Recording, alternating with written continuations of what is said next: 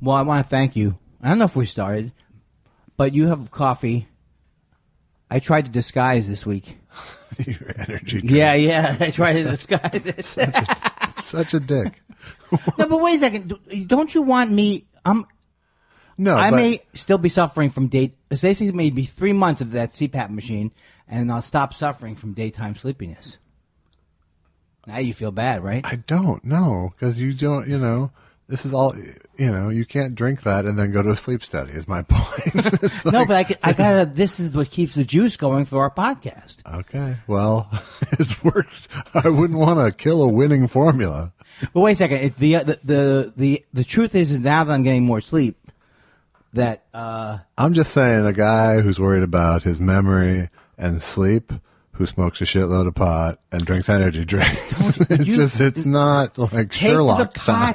Take the pot out of the equation. Okay. Take the things that I'm doing that are wrong out of the equation. All right. I don't know how you get the equation to go, though. I don't even want to know what it equals. I don't want to know what X is. Well, anyway, happy Pesach. Happy Pesach. I don't have any connection to the Jewish holidays. No, I don't have. I've become a big defender, as you know, online of religion. Right, but it's all theoretical. But then when I think of the actual religion, I go, you know what? Maybe these people who hate religion have a point. That's the thing about defending religion is I hated religion. I was one of the first people to hate religion. Oh, you're going to take credit for hating religion? I think. Yeah, man. Gervais, I'll buy. Oh. But now, what do you think? There's so many different controversies going on right now, but the one that's the most I won't talk about on Twitter, but I would talk about here is the Roseanne one. I find the most disturbing because I don't think I can comment about it. Why? Because I just think it's so. I just think I would get out of control quick with it. Okay. And the truth is that you bring it up and go, I don't think I can comment about it. No, I can talk about it here. Oh, okay. Here I can talk about it because I don't care. It's right, because no one's listening because you're subtext. No, I think it's when I go online and you see your words frozen in print for 12 minutes. Yeah. And then everybody goes, what are you calling? Did you call cats low glycemic? I had an 8,000 plus banger today. What is that? You did? Yeah, 8,000 and growing. What happened? A freak Frank Stallone joke. You have 8,000 RTs? 8,000 hearts, 8,000 likes, God, I guess, over 1,000 You RTs. won the internet today. Several people told me that on that chain. I can't believe I used you won the internet. Is that called? A cliche or a bromide? A cliche. You won the internet. Yes. Let's see where we're at. It's at 8.2 thousand. Okay, so I could with read 1.3 thousand retweets. How many? 1.3 thousand. It's unbelievable. I've never, first of all, gotten near there. So yeah, I think you have. I don't think maybe when you combine them all. I mean, this is no Pink Floyd tweet, but because that was just crazy. That's still going. The Pink Floyd tweet. What is that up to? Do you know? Is it your pinned tweet? No, I never pinned it. Oh. But it was like at 55 or 56,000 or something. Oh my God! By the way, if you're hearing the dogs eating, it sounds like dogs are doing worse to furniture than. But it's just a dog in the bone. That's all it is. Yeah, it's a natural sound. How come we don't do that as people? We do sort of, we do our own version of it. Okay, before I forget, you got taken down a peg in that email about the wolves. Oh my God! I didn't feel taken down a peg, I have to say. Oh, you thought you still are? No, because he was just like, there's arguments about. Okay, so he wasn't he wasn't going. He was just. You're crazy. I mean, I think he probably falls on the opposite side of me. Someone wrote in with a big article about how all the alpha dog pack animal stuff is all bullshit. Right. And that it's created by captive wolves. Is it created by having wolves be Isn't that what the person? I don't read the people's. Because really, when someone sends me an article, to disagree with a point, I was just kind of flying out of my ass in the first place. You was the most knowledgeable person about wolves that I ever encountered. So I appreciate that you listened, have a counterpoint. I got the gist of your thing, which is I'm full of shit. I say maybe you're full of shit. That's what I say. Well, here's what I think.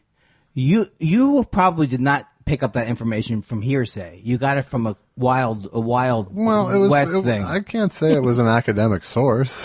But isn't it from one of those mutual? In the old days, would have been a Mutual of Omaha. I heard it enough at the dog park to buy it. I don't really give a shit how it happened.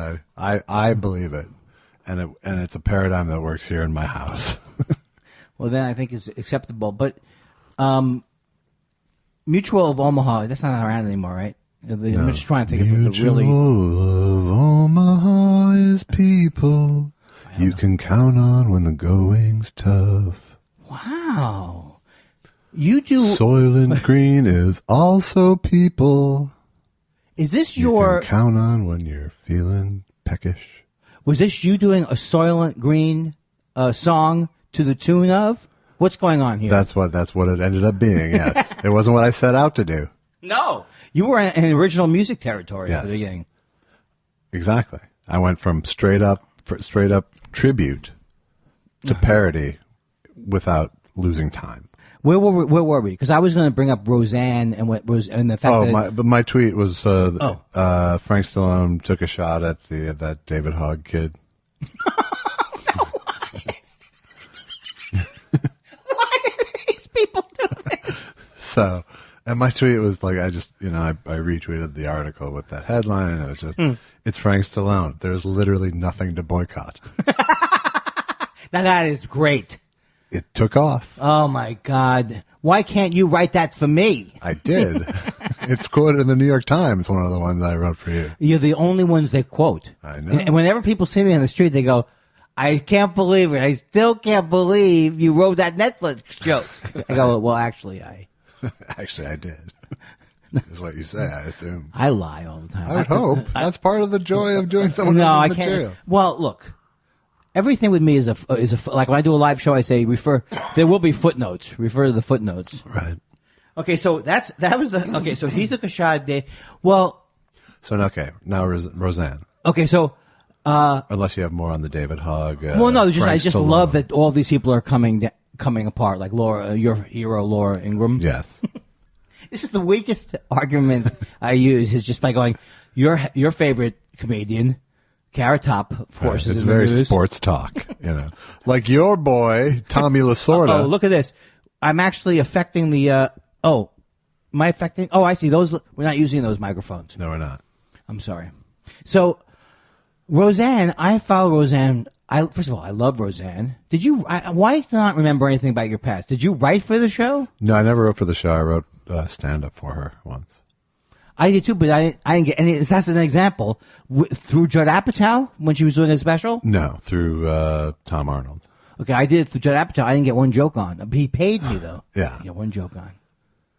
And I wrote like Roseanne for like maybe a couple minutes a day I put into it. I have no idea what she did with it. It was literally she hired me to combine her 3 specials into one act somehow.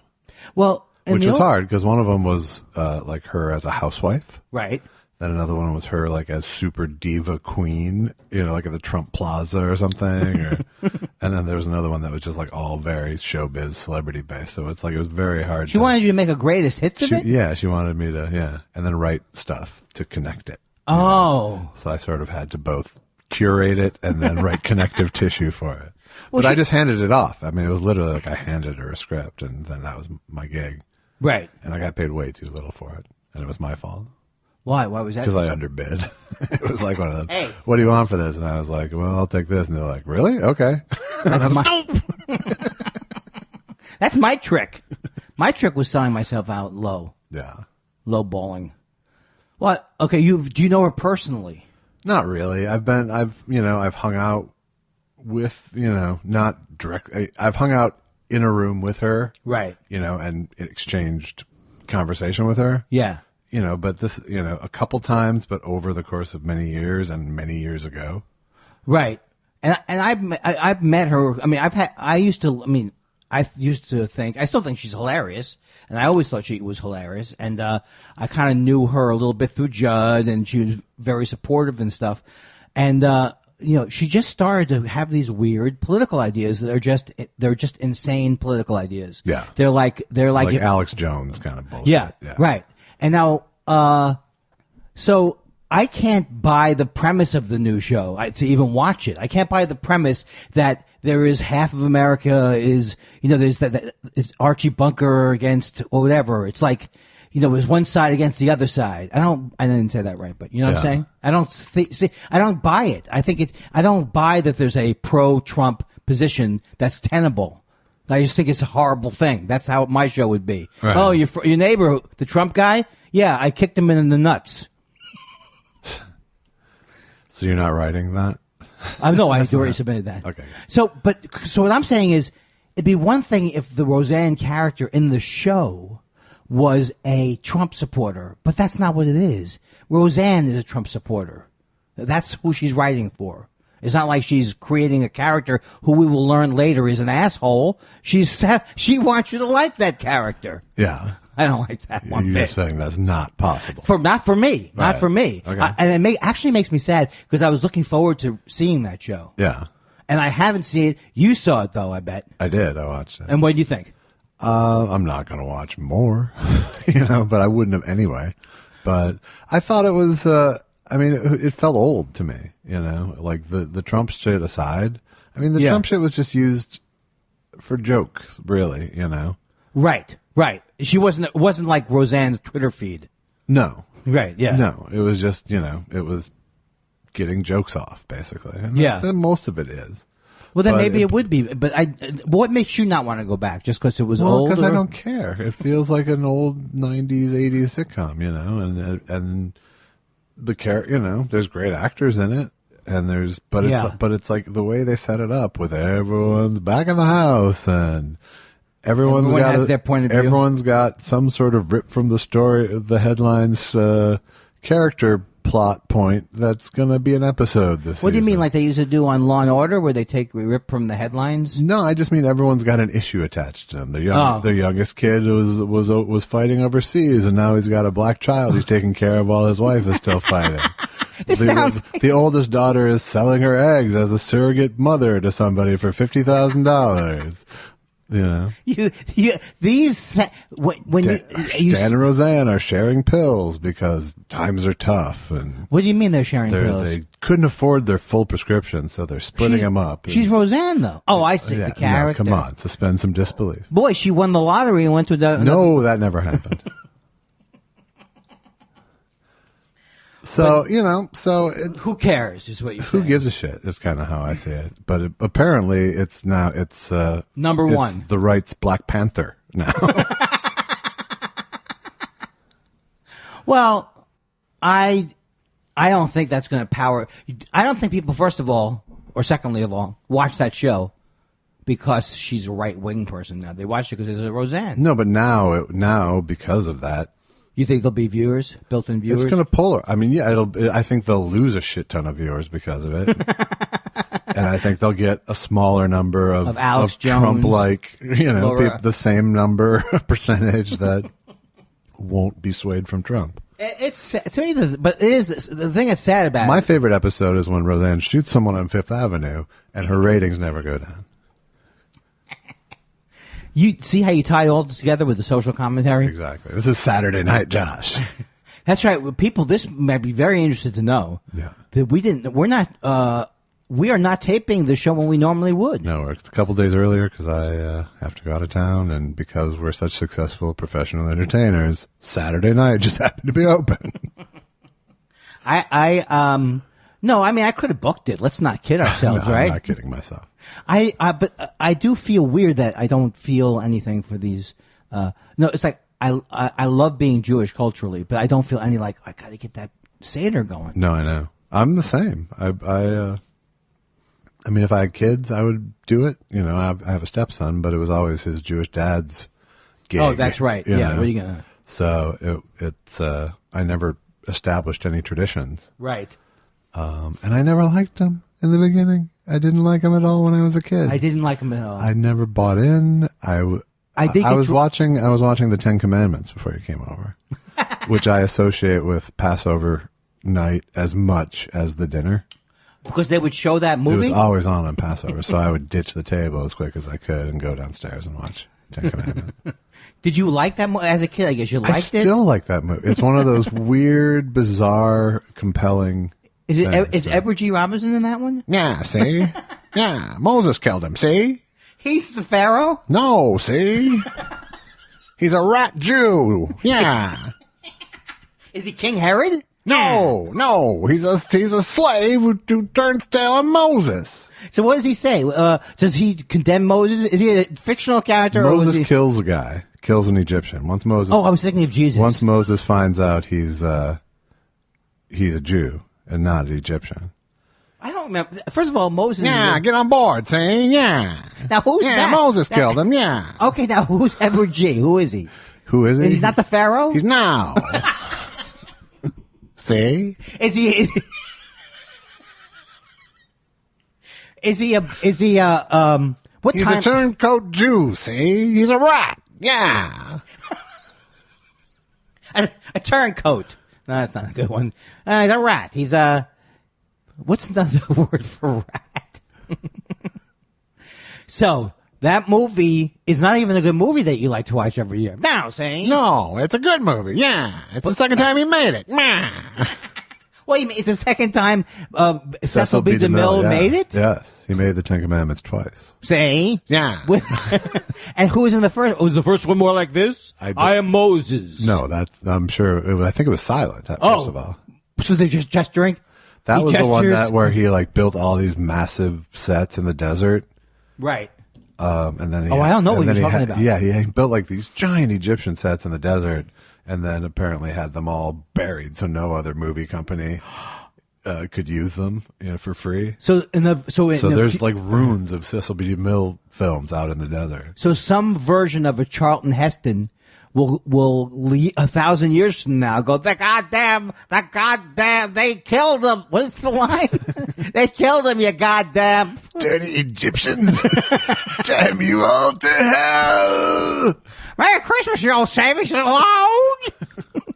Hey, Mr. Potter, you called me. Oh, jeez. You called me. What did he call him? Gods, I have a renegade Jew in here. Bring him to Moses and then throw them with the snakes. Yeah, Moses. Hey, Moses. Yeah. Wow. This is an annoying foot we've got out of. My friend John Manfredi has what I think there's no funnier joke, and his joke is it's Edward G. Robinson in a health food store. I like some vitamins, eh? I can't stop. And I can't stop laughing. But now this is you doing the Ten Commandments. He's a terrible Jew. He's a bad Jew. Yes. Is that about Passover? Yes. Oh, okay. Yes, it's that story. Oh, it's the Ten Commandments. Yeah. But he wasn't pro-gun then, right? That was a different thing with Charlton Heston. Edward G. Robinson is also the guy who rallies everyone to make the golden calf. Yeah, we're going to get in trouble, see? We're going to wander for 40 years in the desert for this shit, yeah. Oh, so he tries to do a sacrifice. Well, yeah, he makes a giant idol, golden calf idol, while Moses is on Mount Sinai getting the Ten Commandments. Oh, my, I wish, you know what? The eponymous tablets. Look at this. I think it's eponymous, isn't it? I don't think so. Oh, really? Yeah, I'm going to go eponymous. Why would I walk around like a jerk my whole life going, oh, well, he doesn't. He doesn't know it's eponymous, and I'm the idiot. It's that big animal that's in the water, right? See? It's a hippopotamus, see? The joy that you have. I had no joy. That was joyless. I was just bantering. It's all I had. Oh, that was good. So I do remember, the only thing I do remember is that the first time I got drunk was at a Seder, and I remember loving that feeling then. You were the youngest, so did you have to ask the 4 questions? Yeah, I did ask the 4 questions. That was somewhat exciting. Can I go? Are we done yet? Hey, Can we eat? And where's dessert? Those are the 4 questions. Hey, before I ask the 4 questions, I got a 5th question. Who died and made this the world? God, I'm sorry. I really. You know, what are you going to do if you know that you have nothing? Shouldn't you stop? That was a weird place to bail, really, because you started a word. Who died and made... I was going to do my... Who died and made you boy? Who died and made you Moses, see? Yeah. Moses and the Hebrewites will not get far. Who's that guy? That was Yul Vader. I think I just did. Is Yul Brynner in there? Yes, he's the Pharaoh. Oh, my God. They had, like... Nobody, first of all, back then in America knew where these people were from. I don't know where Yul Brynner was from. He could have been from... Back then, people were either, like on TV shows when I grew up, were either Mission Impossible Russians. Yeah. Yeah, Yul Brynner could have been anything. Still can, as far as I'm concerned. Just don't smoke.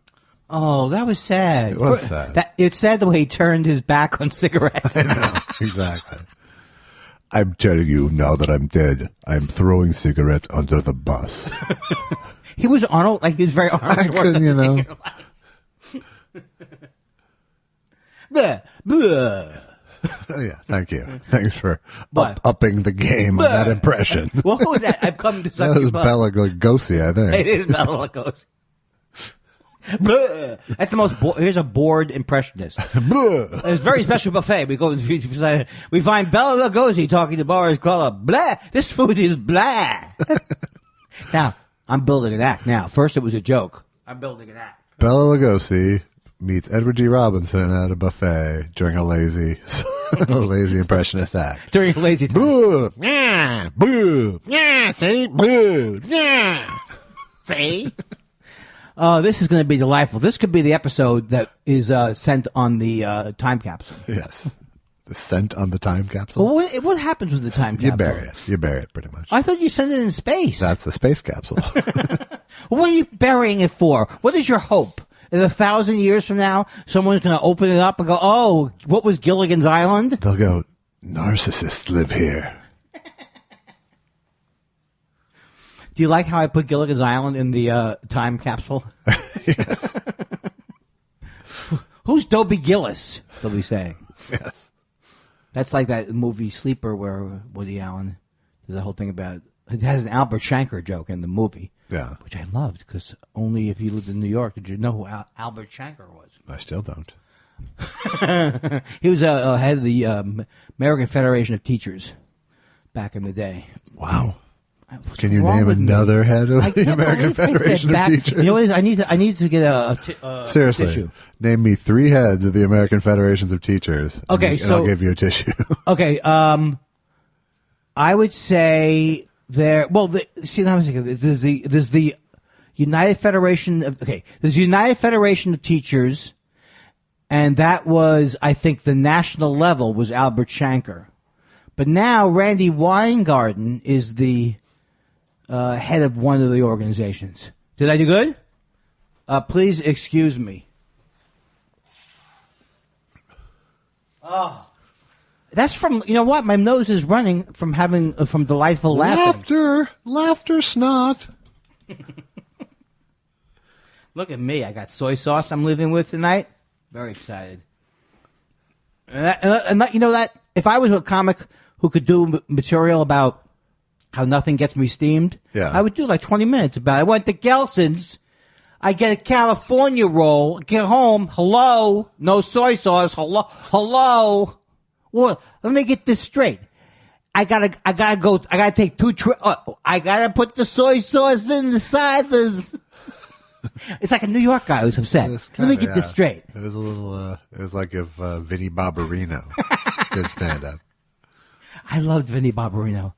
I really loved that character. So I must have been that age when it came out. I guess so. Because he would go, what, where, who, and I looked like Arnold Horshack. It was a beautiful time for me. It was a beautiful time for everyone. I met Gabe Kaplan. Not least of which Gabe Kaplan. I met him recently. I was thrilled to meet him. I opened for him. We've told that. Oh, we've done that story. Yeah. Damn it! I have no new stories. Top me again. Well, I think we covered Roseanne, right? Basically. I think so. You're not going to watch. Well, of course I'm curious now. Yeah. Well, I also love those. I love Jackie, who Yeah. plays Jackie. I love that her acting. She was great in. It's not Rosebud. What was the movie she was in? Lady Bird. Yes. I enjoyed that movie. As did I. And we'll be back with Andy's non sequitur observations. You know what, Josh? I like herbal tea. Who doesn't like a Yeah, good... yeah. Hey, Josh, you ever wonder if when a hot day you want something cold? We'll be back with the worst podcast ever. All right. It's the talk about nothing, guys. On Saturday night. Saturday. Hey, another Saturday night. So I guess that's it. You know, I thought that it would be an interesting topic of discussion, how I feel about my Judaism, but it's not even interesting to talk about it. I love being Jewish. Yeah. But I can't see myself in the future getting ramped up about any of the holidays. Well, I think part of it is, a lot of us do this shit to please our parents. My mother's dead. Your mother's a Quaker. So it's like... That's absolutely not true. a lot of Jew pressure coming down on us. But my sister had a Seder this year. She rediscovered her roots. Yeah. Well, I mean, she always knew she was Jewish. Yeah, it didn't take a 23andMe for that to really... Yeah, I did. My joke was, Josh, that I couldn't afford the regular one. I just sent for $25. They said, "Hey, you're mostly Jew and stuff." All right. I think mine was, I used one of the cheaper services. It came back, you're 80% old country and 20% other. Does that mean that my act is derivative of yours, or that we're both we're so geniuses think alike? It's just zeitgeist feeding. I like the word zeitgeist. I don't quite know what it means. It means it's like a meme almost, right? The spirit of an age. Oh, that's what it probably means. Yeah. Geist? Zeit? Sure.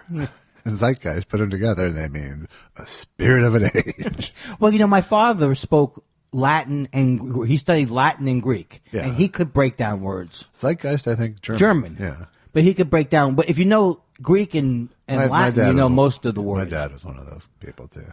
Why didn't we inherit any of those characteristics? Well, for me, it was dropping out of school. You dropped out of high school? No, college. Oh, okay, because you were doing comedy. Why would you need to be?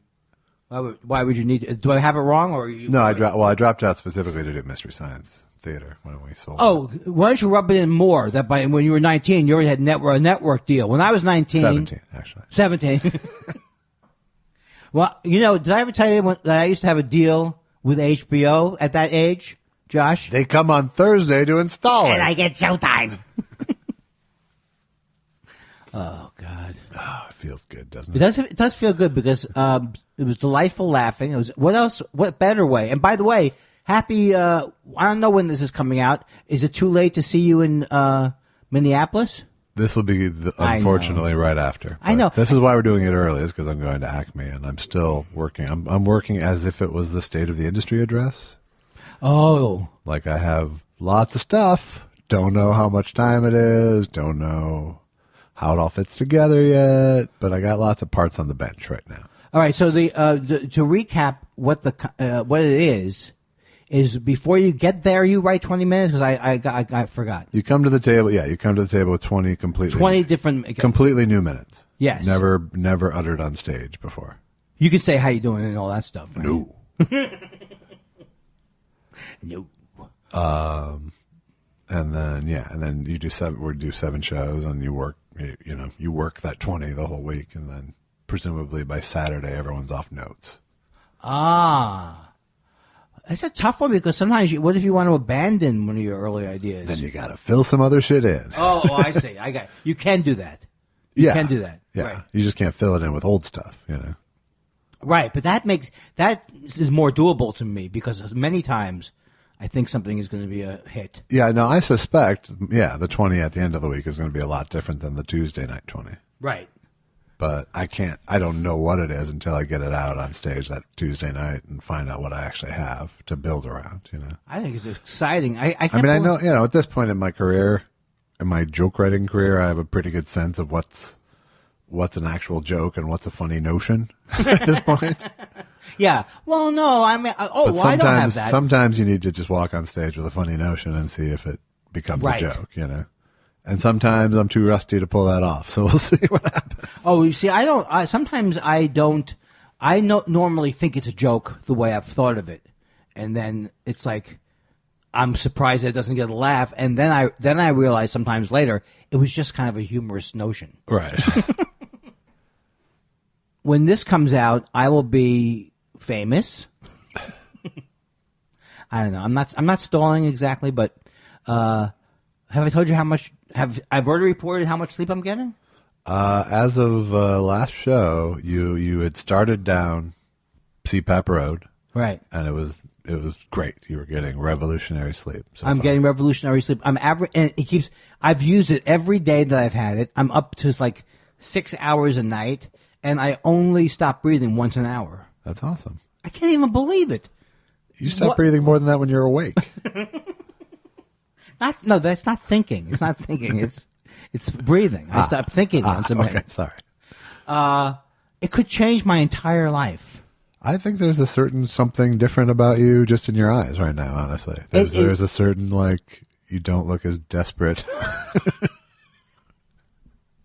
Like, sort of. So, you don't look as chronically pained. So what would you say that look is like? I haven't prepared for the test. No, but you have often had a sort of more beleaguered look in your eye. That's tiredness. Yeah, that's right. And often to other people's, what a beautiful. Now, I'm sorry, but those are beautiful flowers. I just noticed them. They are nice. Yes. If you're at home, go on the internet and put down flowers. And you see what they look like. You'll see what we're experiencing. Then look at them over on your table. No. So that look, that look is. So they say if you do it for 3 months, you might start to not whatever you call that during the day. What I had daytime sleepiness all day long. Yeah. And so I've just thought for the last 100 years that this is all the energy I had. Right. It seems like it would take less than 3 months for you to. Oh no, I already feel better. Yeah. Right. But I think they mean like it might eliminate daytime sleepiness in 3 months. Okay. You know. Well, we'll be here. And it's all on computer, Josh. I love it so much. It goes right to the my doctor can see it. Right. I log on every day. I get emails from the. And how many emails can the breathing company? Kind of like my joke. What's that? It's like I talk about my wife wearing the Fitbit to bed to monitor her sleep. First thing in the morning, she goes to her computer. No, I only got 2 hours of deep sleep. No. Oh, I only got 3 hours of deep sleep. Because they say you should start every day with an involuntary failure. Now, is she using the CPAP too? No, she was using a Fitbit. What is that? It just monitors the depth of your sleep through the course of the night. I had no idea that's what. I thought that was a sports device. It's so many things, Andy. It is also a sports device, right? It's also a sports device. Does it do laps? It'll scramble an egg while it's still inside its shell. What do they, if you call now, all right? Yeah. Forget it. Don't get me started. Don't even start with that. That's why the FTC came after me. That's not funny at all. Okay, so anyone who calls gets a free pillow, okay? Oh, you're that okay, are you happy? You're that My Pillow guy who got in trouble with the FTC. Hey, don't call me that. I'm an inventor with a patented fill. I'm not just the man who got in trouble with the FTC. Why did you lie to America? I would never. Well, I lied a little. Oh, my God. I don't think anybody does that character as much as we do. It's true. Not even him. Why did his thing... Why can't it be 8 terrible things? Why does it have to be at a certain time of night the only thing that people want to buy is some stupid pillow? Why would... Yes. Think about it, Andy. I know, it's nighttime. Right. And people aren't asleep. They're not asleep. Something might be wrong with their sleeping situation. So... It's just not working for me. You are awake and you're watching me right now. It's because your pillow sucks. Yeah, but if you had a good pillow, if you had my pillow, you wouldn't have to watch me. It's that simple, folks. But don't people want to drink? I'm coming to your house.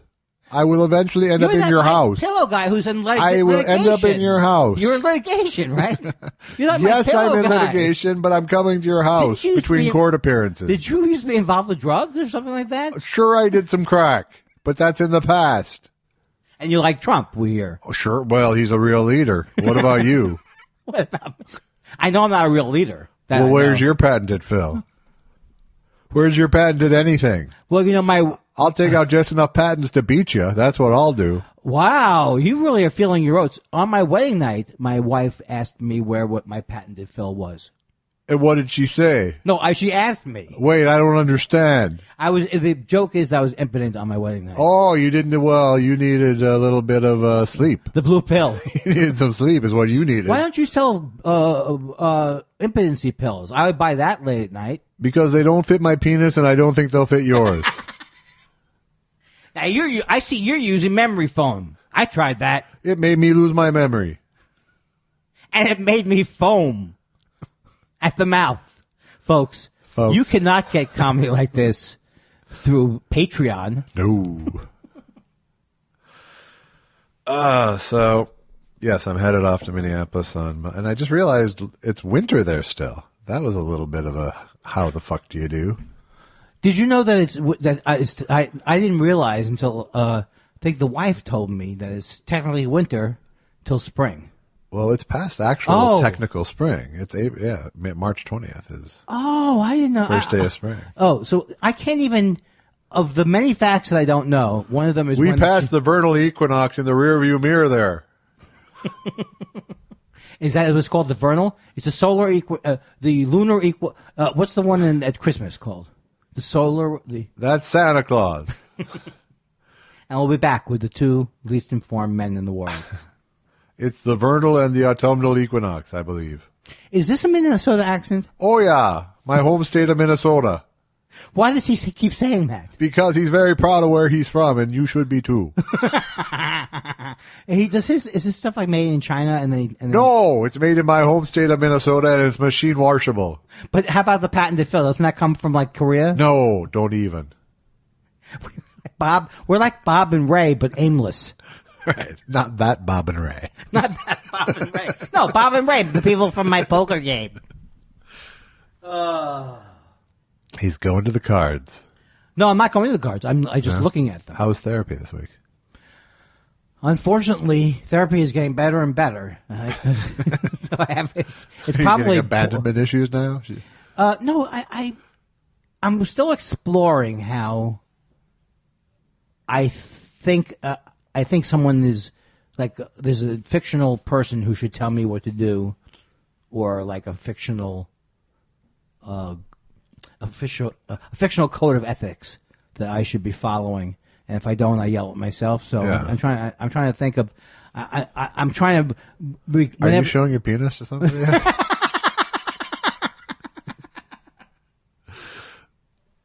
I don't know what I'm saying. I'm saying that whoever, like, I'm getting more comfortable with my therapist because I used to be. I told her that I can look you in the eye now and all that kind of stuff. Yeah. Because I was really I realize now I was very nervous when I first started because it's a rough room. Sure. Because a lot of times my problem in therapy would be the same problem I have in life. Is like I want to put out a good report about myself. Right. So someone will say, you're a good boy. Yeah, being an approval seeker in therapy is sort of counterproductive. Are you being sarcastic? No, right. Yeah. Because you're just wasting time. I'm okay, right, Doc? Right. Hey, Doc. Last week, I used my teeth to open a can of juice. Is that good? I'm good, right? Your teeth are not a tool, Andy. Remember when everyone spoke in like... Lift with your legs, Andy. Your teeth are not a tool.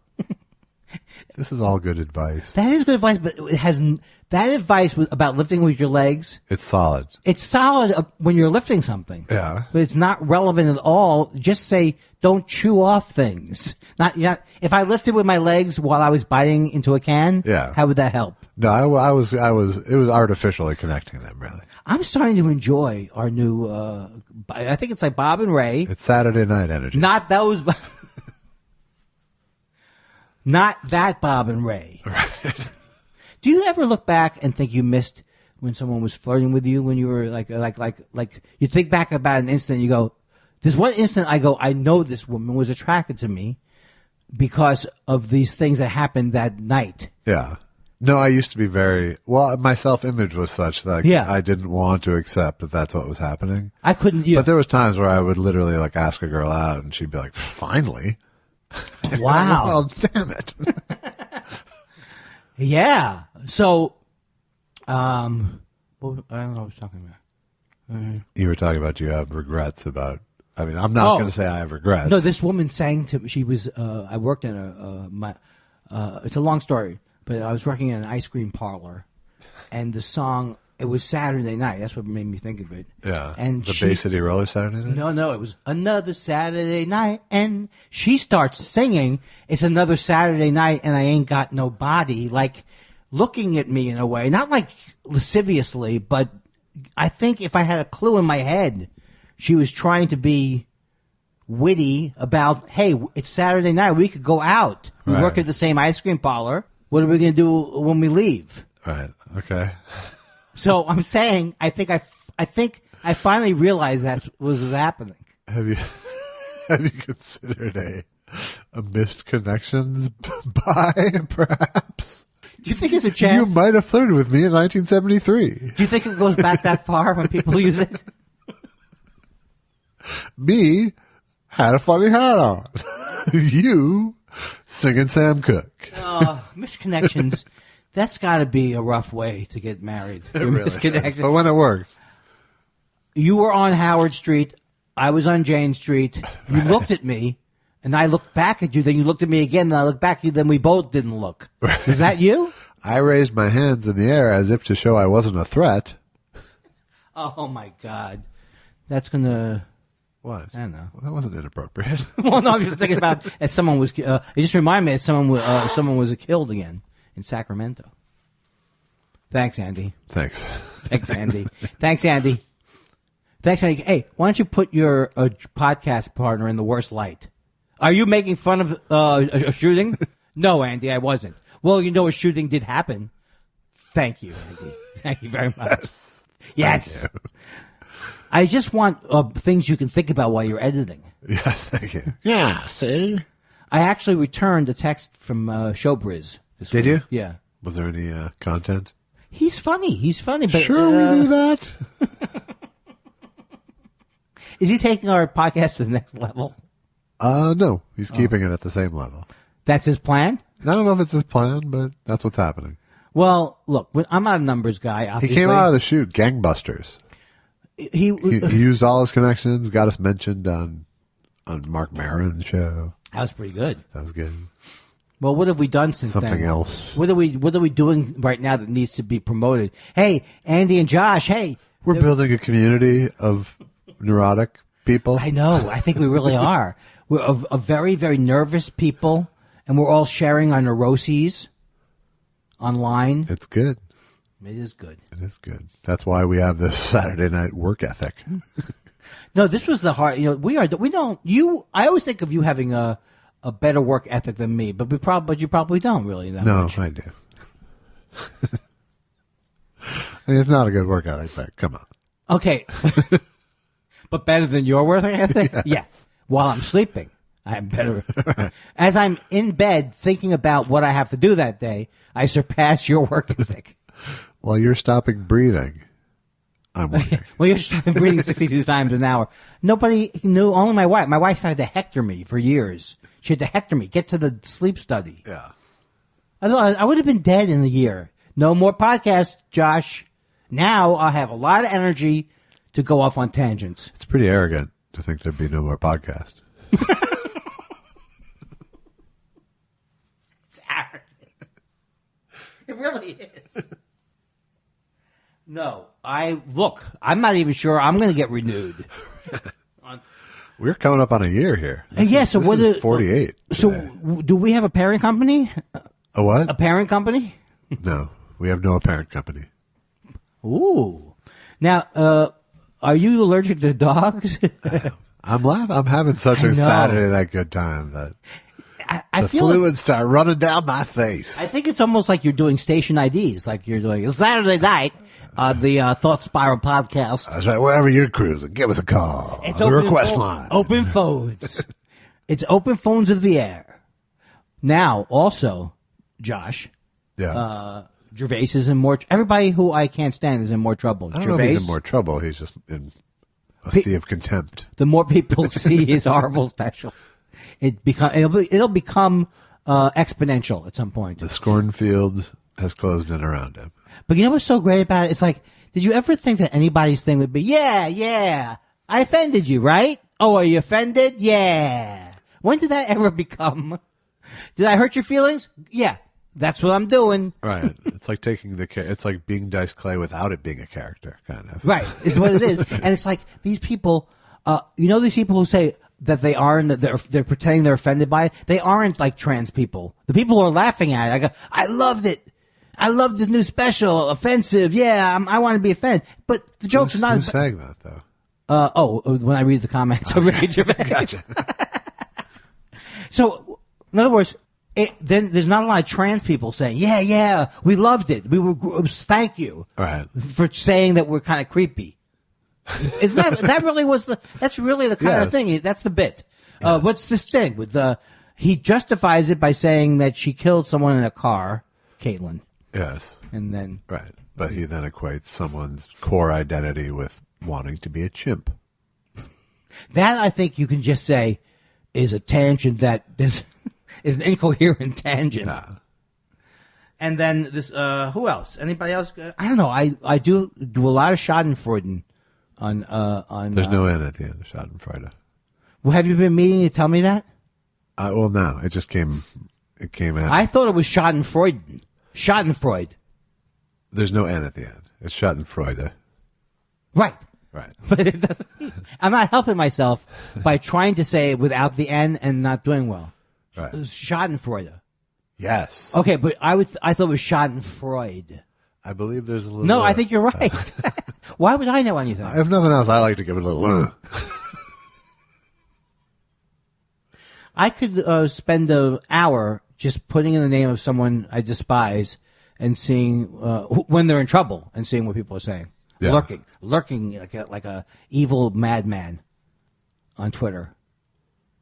And I'm sure this is the way I should be spending my time. You've often said. Just lurking and. Like a pain sensor, kind of.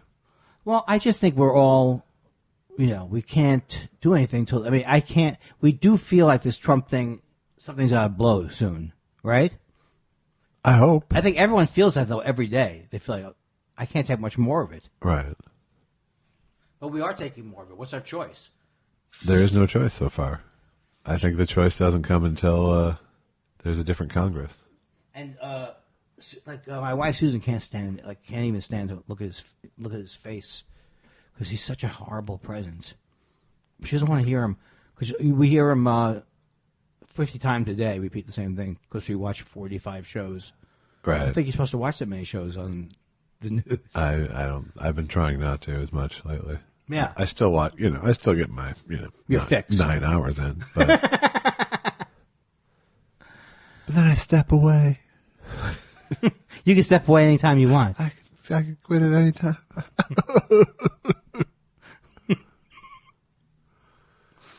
And then the other people who are getting it bad are these new atheist types. They're getting their comeuppance because they're saying things like, look, white people are smarter genetically. It's just a fact. And it's a whole thing about that Charles Murray, the bell curve guy. It's unbelievable. You watch these people self-immolate themselves.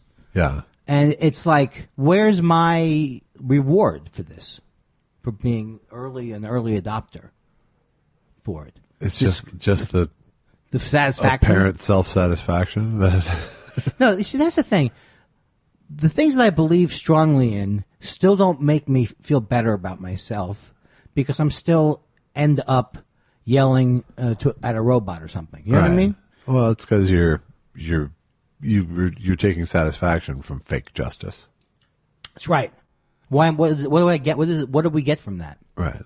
No, I'm asking. Well, I don't know. You're Schadenfreude is what we get. Right, but I think a certain amount of that is okay. I gotta watch how much I do. Yeah, the problem with that kind of Schadenfreude, it's gonna come back to her. Well, no, but it's like not people aren't necessarily the same kind of sociopath as you, so they may not.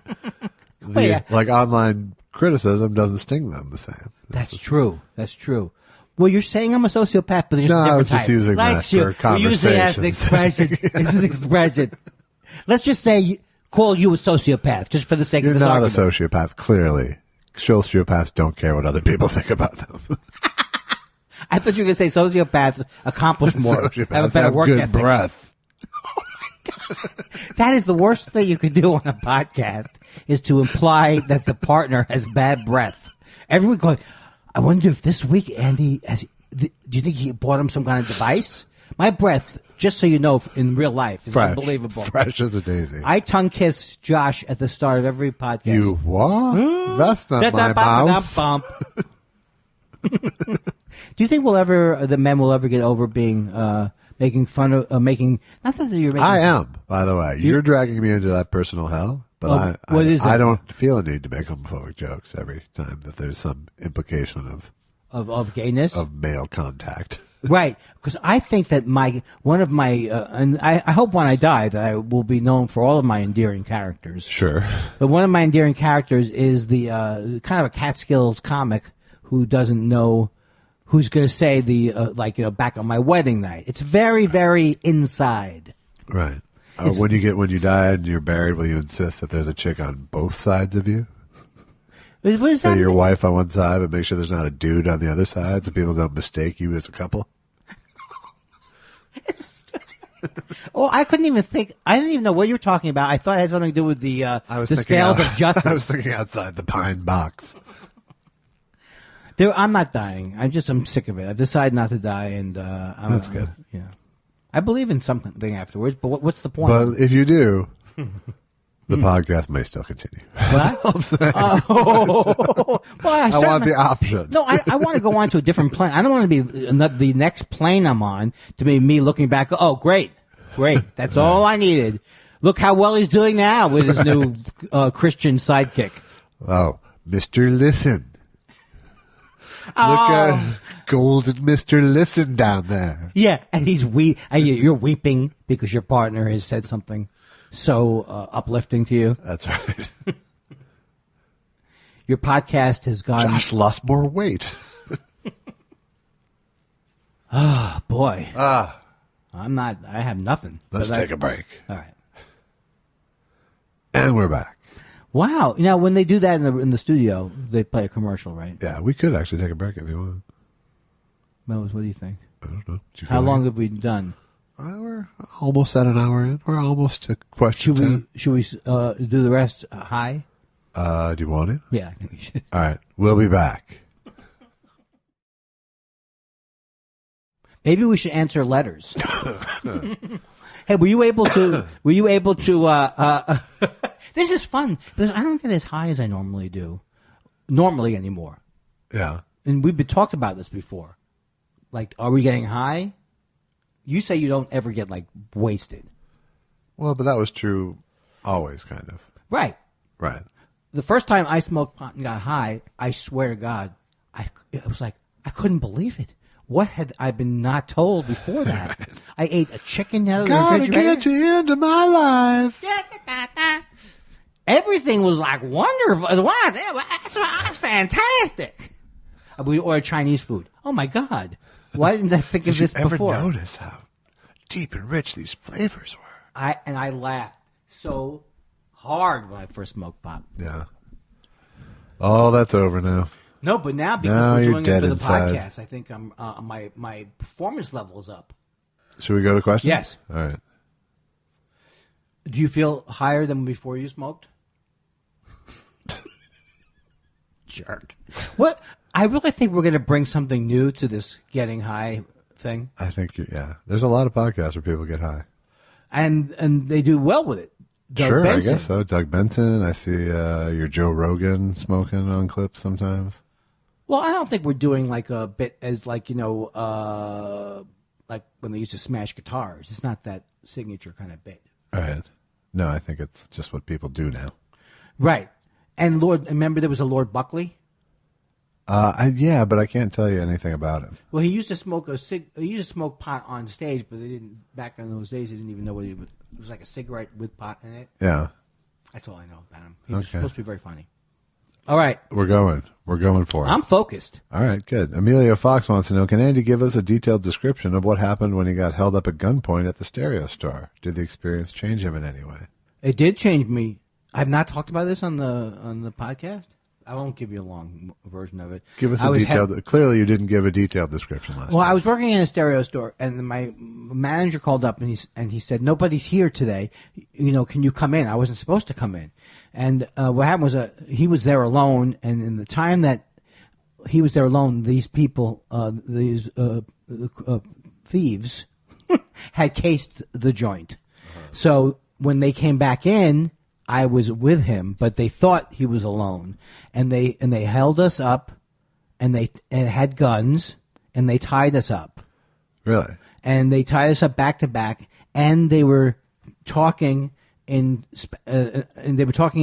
Spanish, and because I didn't know if they were going, should we shoot him, not shoot him? I didn't speak any Spanish. So I didn't know what was happening. Yeah. But the reason why it was a transformative, transcendent experience is because when I thought they were going to shoot me, I got calm for a second. Okay. That was not my image of me. Right. So it didn't. And then so I was proud of myself in a way. It made me not proud of myself, but made me less thinking about myself that I would always be a coward. Right. It just made me feel like there's something in the human body that makes you adjust to emergencies. But the thing that's amazing is the same people came back to rob the stereo store. Yeah. A week later. Really. And I just kind of followed them out to the lot, and I got their license plate, and then the cops they couldn't care less. The cops. Really. Yeah. Yeah. They were like, they don't care. Huh. I said, I have the license plate number. Well, they weren't in the act of stealing this time. It's not a big case to them. Right. So how long were you tied up? I don't think we were tied up that long because we untied ourselves very quickly. So I'm shocked by the whole because the back-to-back thing is such a TV standard. I know. So there's only the two things you can think of. Am I lying? Is that what is part of your No, that's not my implication at all. I mean, I think you are, but no, I'm just kidding. Here's the thing. I'm finding through therapy that what our memory of events is already suspect. Right. I find that out because I was a documentarian. Ah. That you have to get more than one source on a lot, So everyone has a different view of what happened. Yeah, and I didn't like in the DeBar doc. I did not, there's lots of things that just weren't verifiable. So is in the DeBar doc about the guy jumping out of the window? Huh? Well, am I mixing up? There was a guy who maybe that's another documentary where he got so upset. He was in a band with. Oh no, it was not that. He was in a band with Buster Poindexter and. No. The New York Dolls, and he got so upset about Buster Poindexter's success that he jumped out of his second-story window. Wow. That's not it. No, it's not. Okay. So I fucked that up again. But I can blame that on pot. I didn't mean to derail your story. That's okay. I thought we were really going down somewhere. Going somewhere. This is me. I'm high now. Now I'm nervous. All right. So this was a huge mistake. No, don't worry about it. We'll get it back. Okay. We'll get it back. Greg Kelly, do you know what 48 is in Roman numerals? No. Do you? It would be 40 XLVIII. All right, moving on. That's like just I didn't know we were gonna. I think we said no, just straight questions. It's not, I went for it. I think I'm right. Eric Fisher. Will we get more particular shows? Oh, yeah, we're looking for a new place for it. So, yes, I think we will. But it certainly won't be because I do anything. My manager is trying to find Catherine, a new home. Yeah, she's really trying to find a home. I think someone said this typewriter. Dynasty typewriter. Yeah, have you been there? I haven't, but I'm on their mailing list. Well, I'm going to go down there. It's Jamie Flam's place. Yes. So, stay tuned. Or as Rachel Maddow says, watch this space. Perush actually chimed in on the Stereo Store question with the request, can we have Elvis Weinstein do a Jerry Lewis, Andy Kindler at the store while we are at it? Please, mister, put down the gun. I'll give you the money. Oh. That's actually text that he put in there. That was dialogue I was reading as Jerry Lewis. I want to make it clear that I was extremely scared to be held. I'm very scared, but now I'm suddenly calm. But the fact that I got calm, I'm not lying about that. So I always thought that was a profound experience, unlike what I would think I would be. Right. So all I'm saying is, I think when you do die, it's cool. Yeah, no, I think when you feel certain you're about to die, there is a rush of chemicals. I heard that that makes you that they've actually found that there is a chemical you secrete when you die that they have found. I don't know how they would know what it feels like. Right. Does it make sense what I'm saying? Yeah, but I think it's like almost like a biological opiate that's released. Right. Essentially. Yeah. I look forward to that. Me too. Especially if you can fake it out. Another Perush. Can we have Andy Kindler do his jingle from Majority FM? Majority FM. Oh, though that's a song that is written. Sam Cedar. Sam, yeah, that's a song that has been written by I can't remember his name, and he smokes pot. Jimmy Reefer Cake. Yeah. He wrote a song about me, and I love the song. It compares me to Irving Berlin. Yeah. With a Jew like Andy Kindler. That's the first line. Okay. You can't go wrong. His great-grandparents wrote the great American song. I think it's like Irving Berlin. And then it talks about me being an Obama bot. An Obama bot? Yeah. Because that's how I got known on that show. You know what? None of this is translating. And the reason I think it's not translating is I'm neither describing it well nor adding anything to it. Yet I'm kind of bragging about it. Hey, you should hear the song written about me. Check it out. Well, it was requested. Yeah. Oh, it's not my fault. Exactly. Screw the listener. That's Perush, man. You're going to meet him in wherever you're going next. Moon Tower. Yes. I'm being followed by Perush at Moon Tower. Moon Tower, Moon Tower. That's Mike Rowe, my friend, and your friend. Mike Rowe, right?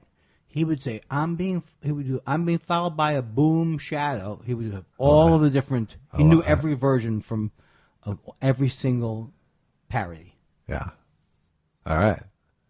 All right, ladies and gentlemen. Right, hey, 65 degrees. It's Saturday night. Saturday night. You're out cruising the streets. Let's hear from Tommy Baccanero. Tommy Baccanero wants to know, now that the baseball has returned, how confident are you guys feeling about the Twins, Josh, and Mets, Andy? Well, here's the thing about the Mets. I don't know anything about them anymore. I don't know anything about sports anymore. I didn't even watch I watched a little bit of. I would have watched the Final Four if I could have remembered that Loyola was in, and that would have been exciting. Until they got their asses handed to them. Yeah. So now that I didn't watch it, I say to myself, no, I wouldn't. I would have only been disappointed. And then I saw Villanova beating Kansas badly. But I don't watch anything anymore. I want to watch it. Football. I don't miss football. Yeah. But baseball season, if the Mets get into the playoffs, then all of a sudden I'll be like bandwagoning it. Gotcha. But you follow the Twins. I don't follow the Twins that much anymore, actually. But I think they're 1-1. Wow, that's impressive. Yes. Thanks for opening up. But well, I think based on that, I would say you don't really follow them anymore. I don't very much. I'm getting. By the way, just to let you know, I'm getting higher. Yeah, that's really helping Higher the situation. I think this is the funniest I've ever been. And also the things I'm saying so profound. Jennifer Hansen says, "Can you please give Jen Kirkman a shout out?" No. Oh no, I will not give. You see, this is where I agree with you, Josh. This is where I agree with you. You would not want me to give a shout out to Jen Kirkman. No, that's not our show. Right. So I'm not going to give a shout out to Jen Kirkman. Exactly. We wouldn't randomly. Jen Kirkman? No. Yes. Joe wants to know, did either of you ever open for somebody who completely changed your perspective on the craft itself in a good way? As a guitar player, that happened to me at a handful of moments during live shows. I opened up for Bill Hicks. Is that what it mean? I mean, that was like the most amazing thing ever. Probably. Is that what the question is? I guess that's what he means, yeah. Yeah, he changed the way I look. He actually scared me when I opened up for him. Yeah. But that wasn't like, I don't want to make it seem as if I was chosen to open up for him. I was on a... So did I, Andy. What's that? So did I, Andy. Did we talk about this 15 times? Yeah. Yeah, oh. I have a credit on one of his albums. Wait a second, Josh. I don't recall at one point... He was at my apartment. Yeah, but did you really think this needs to be a one-upping type of thing? I wrote on his gravestone. No one wanted me to. No, I wasn't asked. All right, he changed my life because I never saw anybody perform that way. I did, it's like he was my Lenny Bruce. Yeah. Of people I opened for, I think he was probably the biggest impact on me too. But I've opened for people who are great. So have I, but none of them were doing something breakthrough-y as much as him at the time, Yeah. I mean, what he did seemed brave at the time, and that was, I think Hicks is up there with Pryor, and I just think he's up there with and for the time period when he was there, unfortunately he died young, but he was, I just think he to me represented so much of he was the best of the boom. Yeah, yes. It was like that was about as good as comedy got in that era. And there were other people, too. There were other people who were great, but I don't think there were other people who were better. Right, not than Hicks. But there were great comics. Some of them still are. That's true. We're not doing an in memoriam thing. No. We've done that the last couple of weeks, though. Did we? We did it with Mike McDonald. We did Barry Crimmins. Has anyone died this week? Oh, I know this guy. I just wanted to let you know. I know this guy, Randy Credico. Have you heard of Randy Credico? Sure. Did you know him? I've known about him as long as I knew Barry Crimmins. People used to talk about them in the same breath always. But did you never met him though, right? I never met him, no. I met him at the Improv. He was like, we all loved Randy Credico, and we all loved Barry Crimmins, and he was down with the Sandinistas. I remember that, yeah. So what the hell has happened? Now he's a Roger Stone go-between. I don't understand that. I don't see how you know where you lose me? When you say Julian Assange. There was like 4 political comics in the 80s. There was Crimmins, there was Credico, there was Will Durst. But Credico was definitely a progressive. Liberal. Yeah, no, I mean he would never be with Credico and Crimmins were actually doing stuff of substance. Durst was doing George W. Shrub, Yeah, Durst was playing. He was trying to do a thing. That's why he's the one I worked with. He was trying to do the gentle jabs at both sides. Yeah, he was Mark Russell meets Mort Saul. And I heard that was a very unpleasant experience. I'm sure. When Mark Russell met Mort Saul. Yeah. Because Mort Saul's like, look, I'm changing comedy. Mort Saul won't put down his newspaper. Mark Russell won't stop playing a bouncy C. Oh, man. Hey, now. Would you like to join me for a chorus of the deficit rag? It's the deficit. It's the deficit. It's the deficit rag. Oh, Mr. Bush. Hey, Mr. President. I think Grouper does a good Mark Russell. That's from me though. That was back from later days. So maybe I'm doing you. I think then. I hope so. If I'm not, I should be. I wanted to let people know that not only am I. He has not stopped smoking pot because I'm going to leave it here when I go. Oh, good. Thank you. Please, with all the rest of your garbage. Oh. I'm a generous man. I'm going to leave this tiny roach here when I go. I know. Don't need to thank me.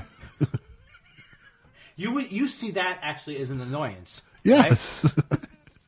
I see this as we're lousy with pot in this town. I can't believe it, and I'm still spending a lot of money. Yeah. Is that going to be the problem? Which is going to hurt you more? I just have to have enough to know that if Jeff Sessions stops it that day, I'm good for 10 years, kind of thing. Yeah. Is that unrealistic? That's the same fucking crazy that W.C. Fields had. About different banks. The banks thing, but also liquor. He kept an attic full of liquor in case Prohibition ever came back. Oh. Well, that's a realistic And he juggled fear. every day in case his career fell apart and he had to go back to juggling. Do you know about him? I have a book and I haven't read it. I know those three things. I love him, too. Yeah. I love him. But I don't really know much about juggling. But he was a good juggler. Yeah, I heard he's supposed to be the best juggler. They say. And he was one of these guys who's kind of a big guy, but very athletic. Yes. You know what? If I knew less about W.C. Fields, I would probably be completely silent. There would be no words coming out of my mouth. I know so little about anything, I've decided. Did you know Eddie Haskell was in Vietnam? I mean, everything I know is suspect. Everything I know is suspect, and most of it, everybody else has said first. Scrambled eggs. Randy Denton. Hello, Thought Spiral. I enjoyed the show. Hello, Randy. Hello, Randy. I'm sorry. No, I'm just more polite than you. It's true. I enjoyed the Shandling doc on HBO. Andy, do you relate to Gary's roller coaster emotions about stand-up? Well, I haven't seen the thing yet, and I want to see it so badly. I heard it's amazing. But yes, I do relate. I relate to everything with him, but I don't feel that I'm as tortured as he was. Maybe people. Do you think I'm as neurotic? Because he seemed like he was deeply troubled, neurotic about stand-up. I think you have. I get the sense. Obviously, I didn't know him well at all, but I get the sense that you are far more capable of joy and happiness. Right. That's why. Yeah, he seemed like. And he had. I'm sorry. I mean, so I don't know. I don't know if it's more neurotic or less neurotic, but I definitely think he had sort of an anhedonia thing about him. What is that word? Anhedonia. What does that mean? It means the inability to feel joy. Oh, well, he also had a horrible... It was the original title of Annie Hall. So you really are the person I wanted you to be all along? I really am, deep down. Because you're going to different levels of knowledge now. Perhaps you didn't realize that Annie Hall was supposed to be Anioni. Is it Anioni? Anhedonia. Okay, what were we talking about right before that? The Shandling doc. Oh, so anyway, no, yeah, I think he was more tortured in a way, and he was less capable of joy. But to me, when he was being funny, he seemed to be having a lot of fun being funny. Yeah. You know? I mean, he was deeper and smarter. Than me, of course. Yes, but that's not what we're comparing. Right. Why don't you leave intelligence out of it, Charles Murray? The second part of the question is, Josh, do you feel 5 hours is indulgent? Meaning the doc. Seems like not so much fillers, chapters in a story that could have been better defined. I've only seen part 2 so far. That's what they showed at the premiere, and I haven't watched the first part yet. But I mean, I think I would have told it slightly differently, but you know, it was very much Judd's story of his relationship with Gary too. So, you know, it's a weird situation because he let a lot of clips play along, but it's stuff that's fun to watch. You know what I mean? I like so that. it's like, and the accumulated effect of it is this affection that you continue to grow for Gary, you know, is because you're seeing his work, which was the best part of him in some ways, you know. Yeah, I mean, but I don't think you know. I couldn't imagine. I haven't seen it yet, but I couldn't imagine not wanting it to be as long as it's going to be. But you know, it was differently paced than a lot of docs for sure. Right. Well, but I think part of it is that he had money, and he could, you know, he had access to these clips and didn't have to use them in fair use ways. How come? Oh, he had taken the footage? No, I just think he got access and permission and had money to. He can make a call and people respond. Well, he had HBO behind him.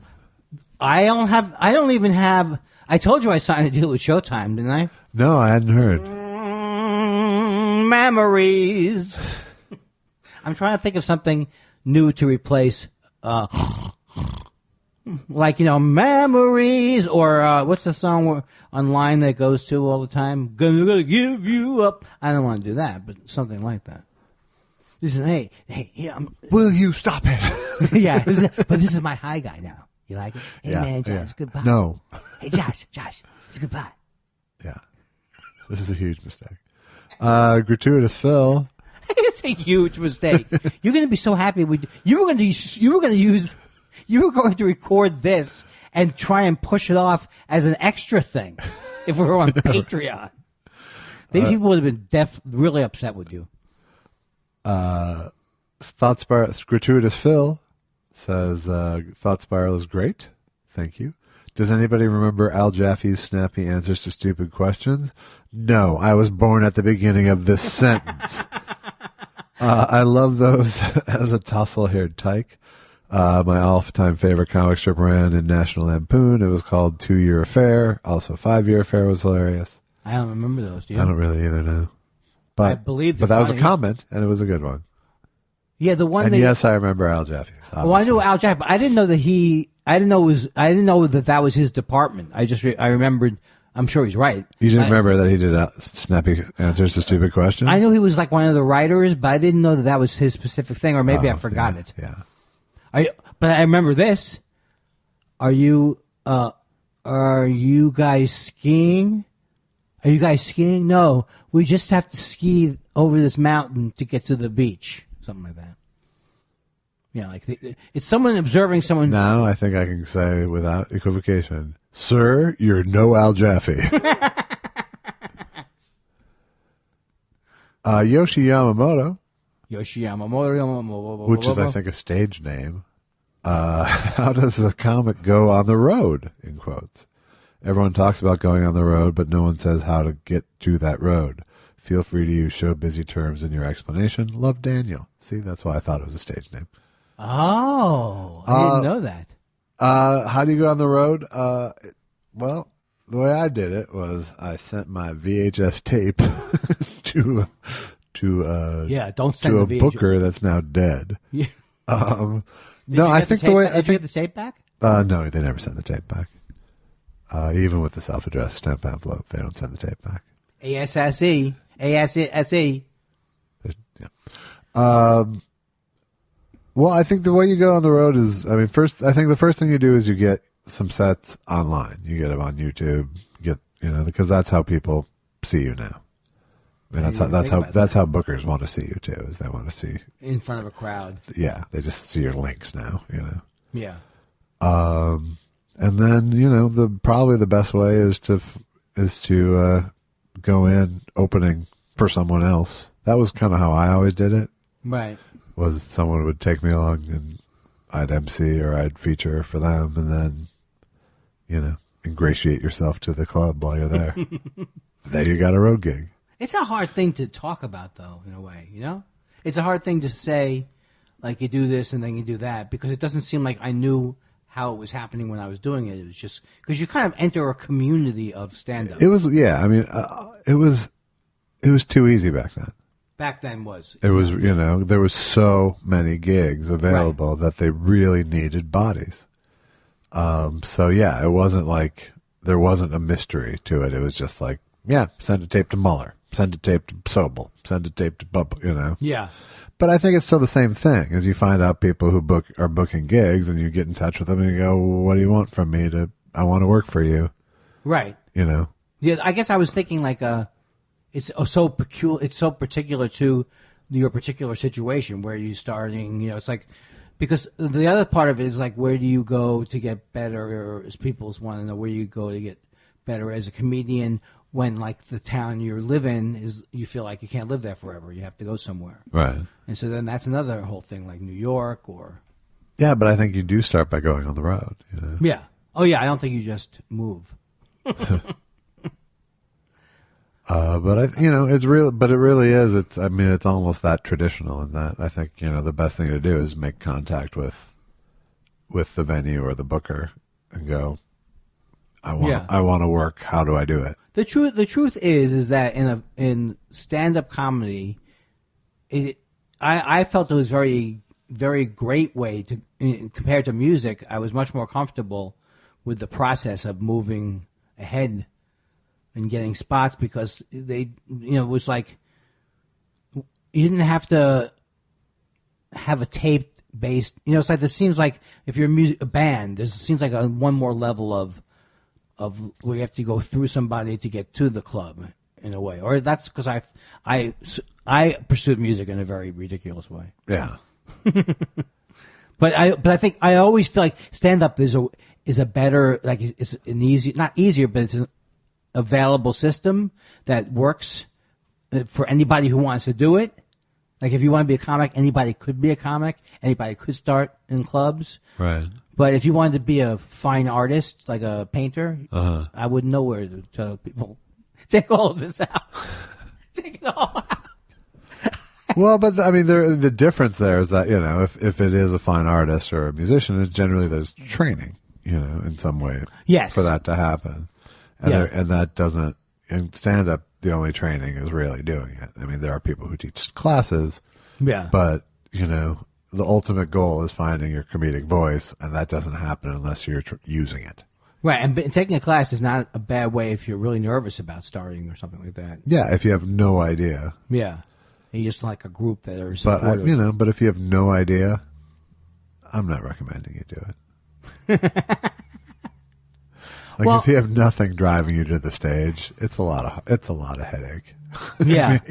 I really had a drive for it, but it's so hard for me to separate the time period of my life with what I was going through. Because, everybody does learn. If I had been who I am now when I was 21, I would have handled this or that, but it never works that way. Right.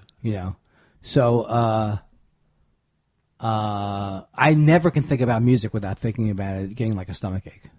Really? Yeah, because, and it's really kind of ridiculous.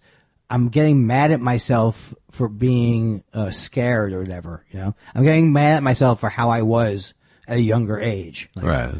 How dare you have a negative feeling about yourself?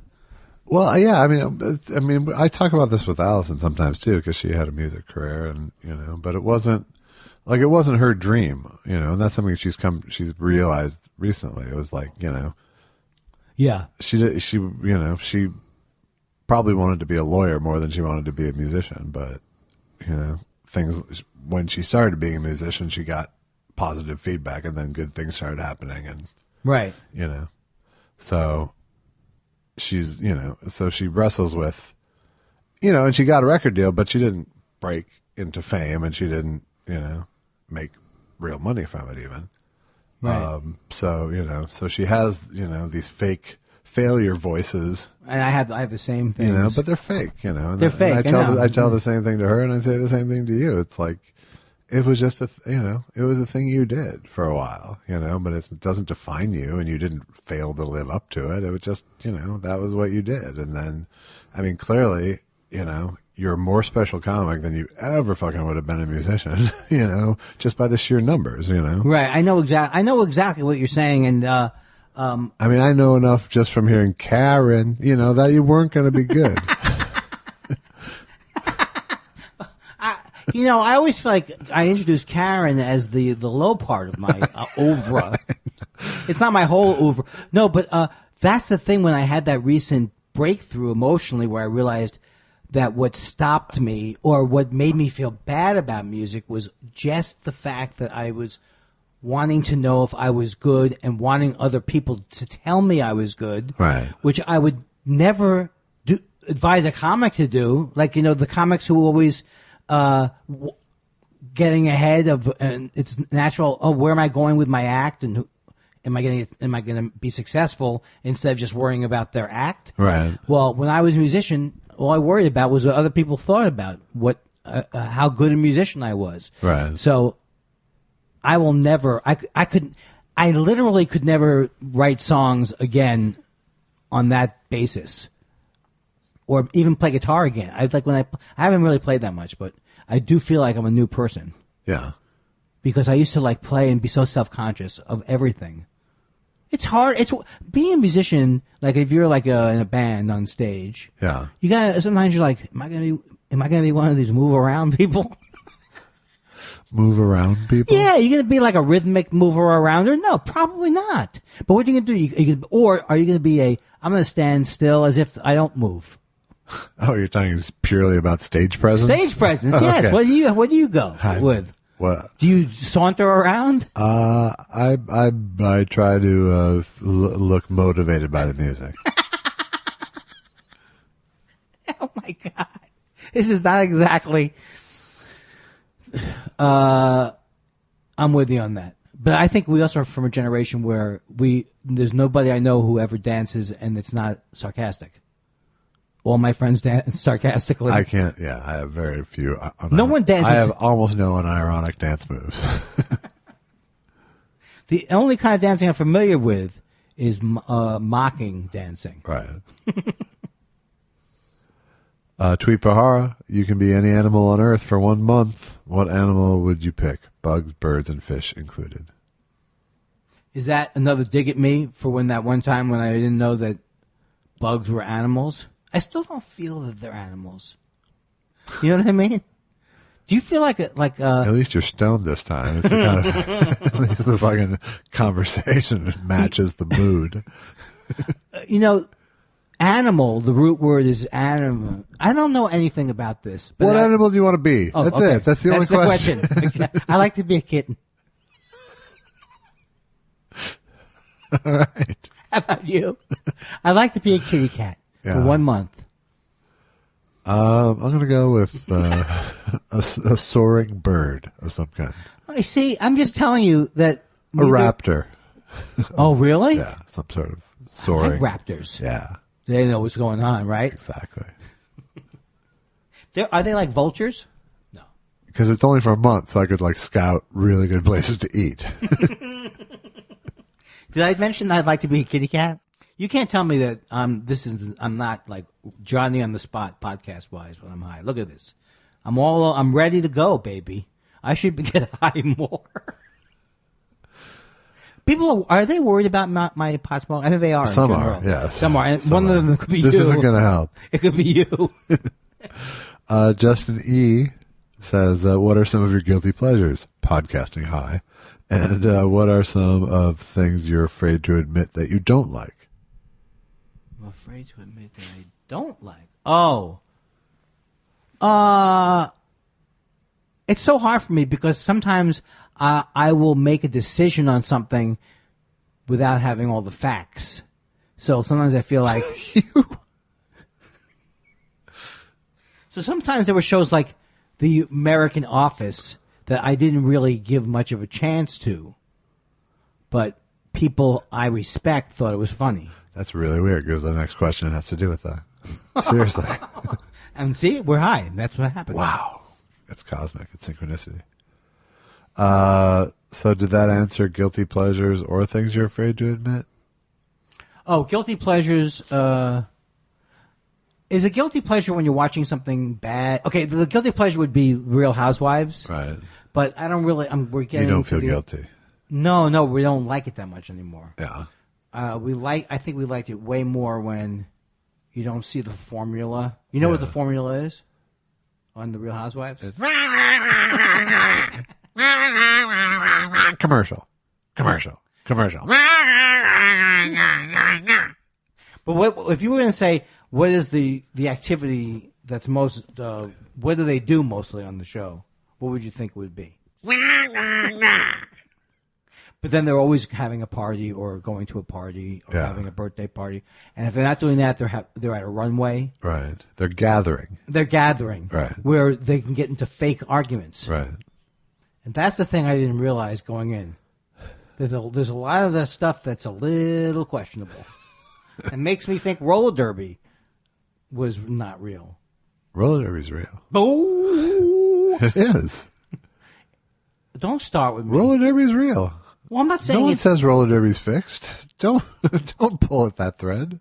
Are you saying those girls, the girl roll? When I used to be a kid and I was watching women beating each other up, and it was strangely sexually stimulating to me when I was 14.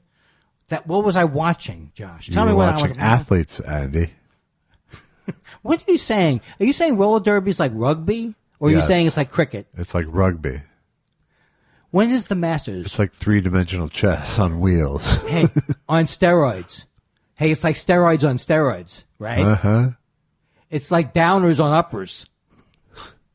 And you're telling me this wasn't a good idea? This is the best work like we've done. Instead of the snoring, I should make a bong noise.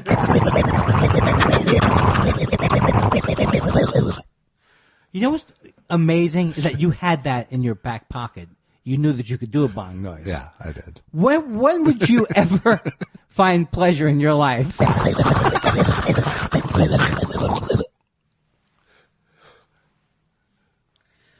Aren't you embarrassed at the level of your comedy sometimes? No, I'm just kidding. I love it.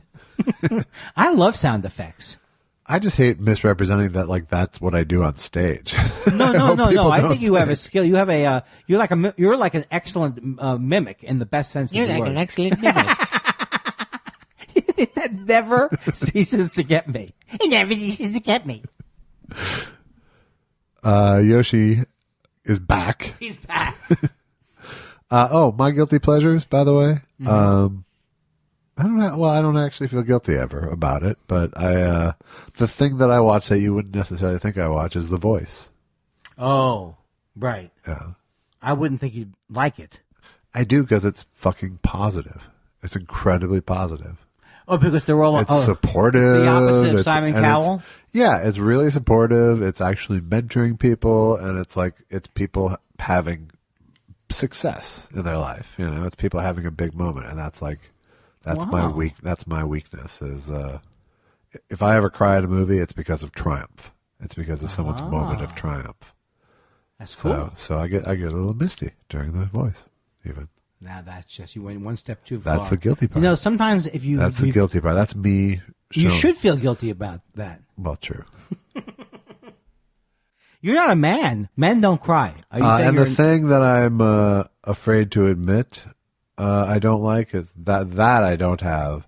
I find it sometimes not worth it to admit I don't like things because then you have to listen to the people who do. What do you mean, like Waiting for Godot? Yes, that was the key example I was going for. Well, I would probably Fucking Beckett. I would like Waiting for Godot, I assume. I never saw it. Have you never read it? Never saw it? Hey, I have a joke about it at my dinner theater. Hey, is Godot going to get there before is my steak going to get there before Godot? Those are the days, Josh. I have so many old jokes that worked.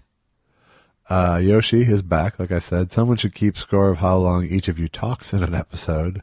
At the least, Andy's time of possession should help him win the NFC West. I think if we did that, all it would bring up is make me more evidence of my narcissism. Do we really need more evidence?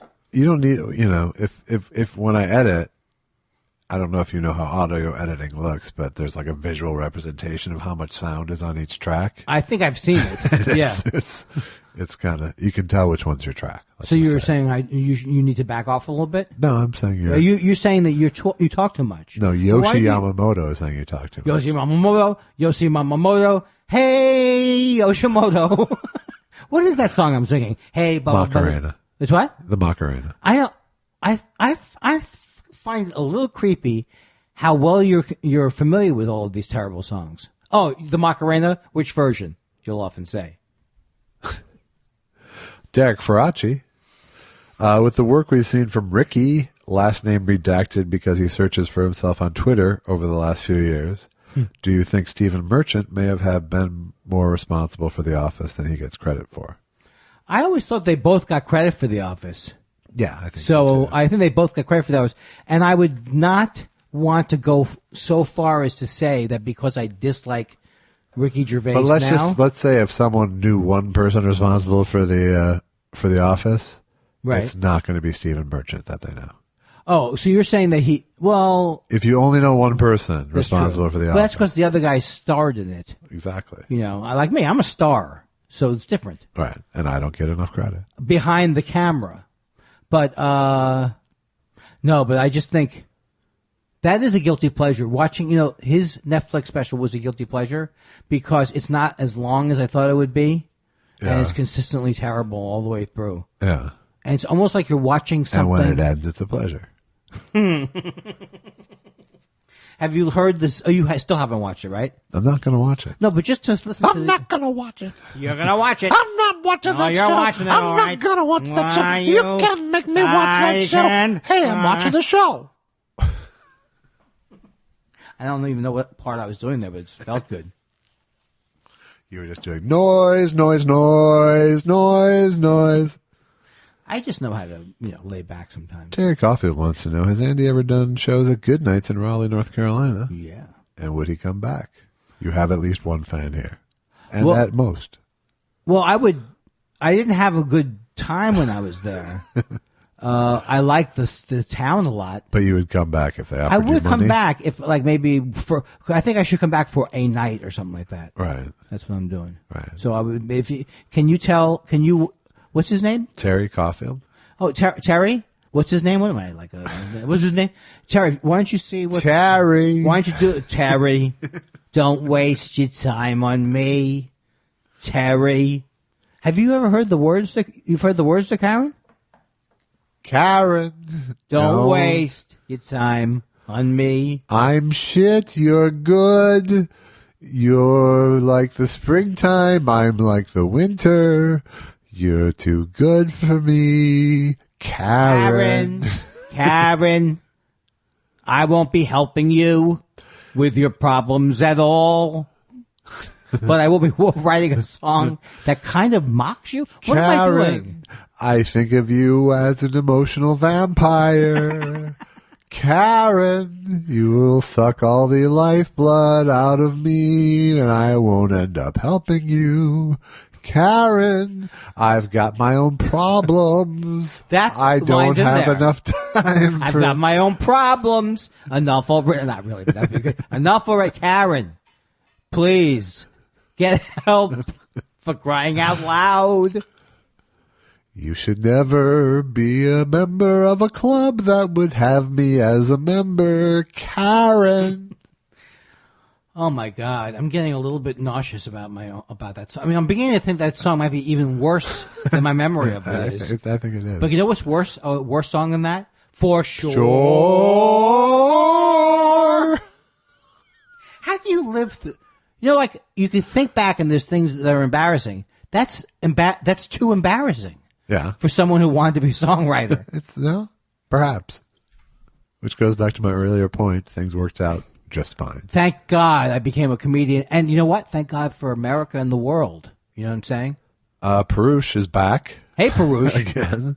Andy Kindler keeps referring to that he likes The Office, the original one. What's his beef with the Steve Carell one? I find it less annoying than watching that prick. I think the original Office is amazing. I could watch the original Office now and still love it. It would actually wipe out my memory of him now. Yeah. I don't dislike the American Office. I like watching Steve. In fact, I like watching Steve Carell. Yeah. But there's a lot of things that just, and I love Oscar Nunez.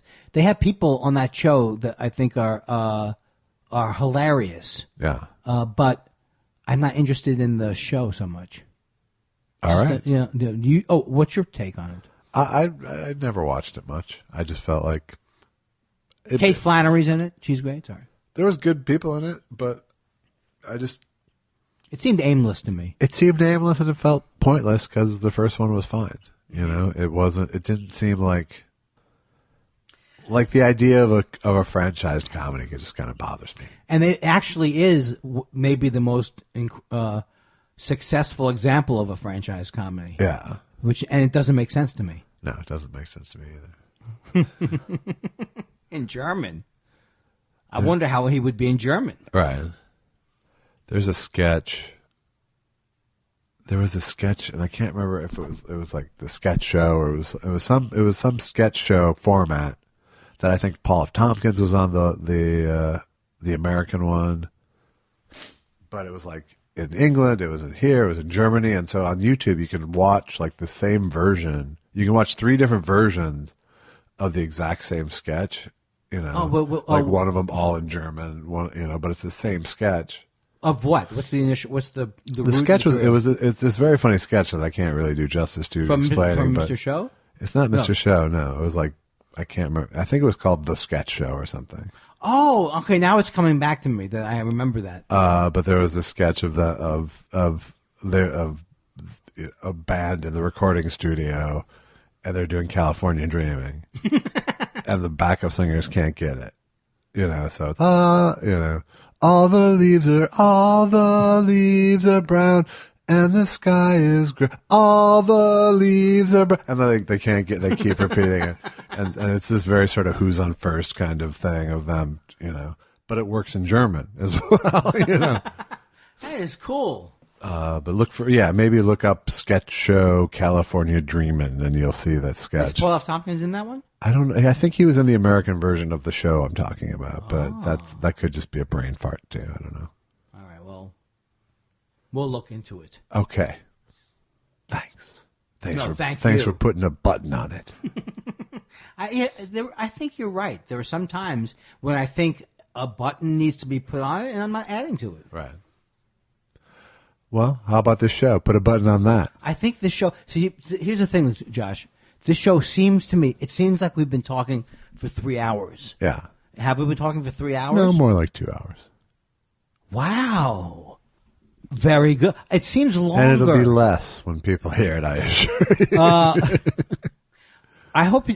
See, here's the thing, though. I hope you leave every Edward G. Robinson in. Nah. Well, did we do Dennis Miller? We did Miller on the Sixes last week, yeah. Miller on the Sixes. I think of that now as a routine from my life, like a comedian has done that routine. It's from last week. That had to... I can't believe we haven't gone viral. Hey, Choochie. Hey, Cha-Cha. Things are a little stacked up in the grapevine. You might want to be calling your wife to put in those lean cuisines a little later, Choochie. I'll be back at 6:12. That is the perfect sting for him. So if you want to, Andy actually returned a few emails today, so you could be part of that lottery. And I'm going to be better about everything. If you want to give us an email at thoughtsspiralshow@gmail.com. I have to say, I don't know how I never thought we'd get viewer mail. Yeah. I'm enjoying it. It's nice. Yeah, it's nice to. I don't know where the payoff is on it. Well, it takes some of that shouting into a vacuum feel away from everything. Yeah, so because we're nice. part of the community. Say it. The community. Yeah. The Thought Spiral community. No, I'm sucker. thinking we should. You think we have a community? No, I think we should be more like a Dick Tracy thing, like a membership club. Yeah. Are you a Thought Spiraler? We'll send you the decoder pin. Why do we enjoy that voice? Send you the decoder pin. Because it's committed. Yes. You don't know what it's committing to, but it's committing. It's kind of like that. There's a general character that I would call almost gay guy. The Robin Williams gay guy. Yeah. The Robin Williams gay choreographer. Yeah. And 1 and 2 and 3 and 4 and who. You know what? It's just I should just not talk about Robin Williams anymore. It doesn't. I don't see. It's like it doesn't work. Why am I? I'm bringing up that an example. Could you give me an actual? Can you make shovel sounds during this part of the show? Like I'm making myself. I mean, no. I mean, I'm sad that there's death, but I feel bad.